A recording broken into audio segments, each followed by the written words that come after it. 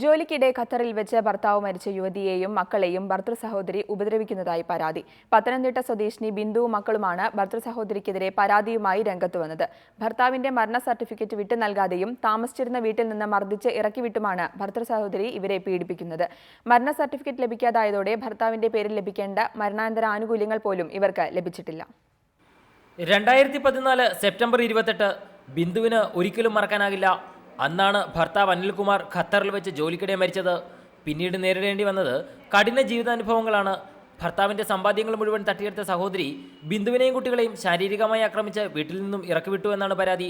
ഇതോടെ കുട്ടികളുടെ പഠിപ്പ് മുടങ്ങി. ഭർത്താവിൻ്റെ മരണ സർട്ടിഫിക്കറ്റ് പോലും കൈമാറിയില്ല. ഇത് ലഭിച്ചാൽ മാത്രമേ നഷ്ടപരിഹാരം ദോഹയിലെ ഹലൂൽ ഓഫ് ഷോർ സർവീസ് എന്ന കമ്പനിയിൽ നിന്നും കിട്ടൂ. മരണ സർട്ടിഫിക്കറ്റ് കിട്ടാതായതോടെ ഇളയ കുട്ടിയുടെ ജനന രജിസ്ട്രേഷൻ പോലും നടത്താനായിട്ടില്ല. ഭർത്താവിൻ്റെ ആനുകൂല്യം വാങ്ങിക്കാതിരിക്കാൻ വേണ്ടിയാണ് അവരാ കാലാവധി കഴിയുന്നിടം വരെ അത് കൈവച്ച് നീട്ടുന്നത്. കാരണം ഞങ്ങൾക്ക് കിട്ടത്തുള്ളെന്ന് അത് ആ കമ്പനിയിൽ നിന്ന് അറിയിച്ചു കഴിഞ്ഞു.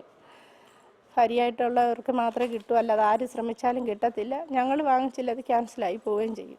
ആത്മഹത്യ ചെയ്യാൻ തീരുമാനിച്ചിട്ടും കുട്ടികളുടെ മുഖത്ത് നോക്കുമ്പോൾ അതിന് കഴിയുന്നില്ല എന്ന് ബിന്ദു പറയുന്നു. ഇങ്ങനെ ഇരിക്കുക. ഇപ്പം അത് തീർന്നു കഴിഞ്ഞാൽ അതുമില്ല ഇതുമില്ല, ഞങ്ങൾ വഴിയിലായി. സത്യത്തിൽ ഞാനും എൻ്റെ കുഞ്ഞുങ്ങളും ഇപ്പം വഴിയില്ല കിടക്കുന്നത്.